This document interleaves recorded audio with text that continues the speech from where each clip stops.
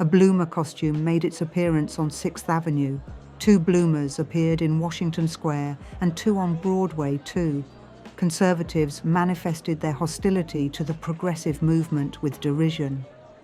Thursday, September 18th, 1851. New York Times. In the mid-19th century, a woman walking down a public street in trousers could provoke laughter, outrage, or outright hostility. When such outfits appeared on Broadway and in Washington Square in 1851, the New York Times noted the derision with thinly veiled alarm. What unsettled onlookers was not simply fashion, it was permission. Amelia Bloomer had helped grant it.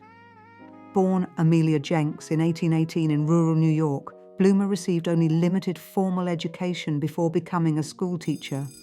In 1840, she married David Bloomer and moved to Seneca Falls, where the language of reform, temperance, abolition, women's rights, was part of daily civic life.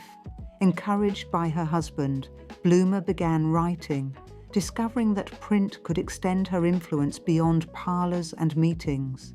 She attended the Seneca Falls Women's Rights Convention in 1848. A year later, she founded The Lily, one of the first newspapers edited by and for women.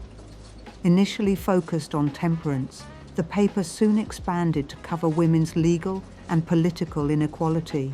After meeting Elizabeth Cady Stanton, Bloomer began publishing arguments for women's rights, using her platform to normalize ideas still considered radical. When her husband became Seneca Falls postmaster, Bloomer used the office as an informal headquarters for organizing, a reminder that movements often grow out of borrowed rooms and shared desks. Bloomer's most lasting legacy emerged not from legislation or speeches, but from clothing.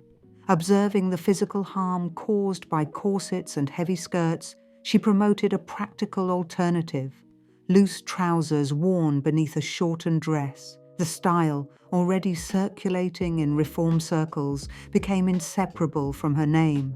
Bloomers were not merely garments, they were symbols. To critics, they represented moral collapse. To supporters, bodily autonomy. The backlash was swift and personal.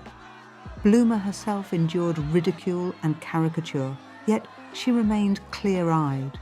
Dress reform was never about fashion.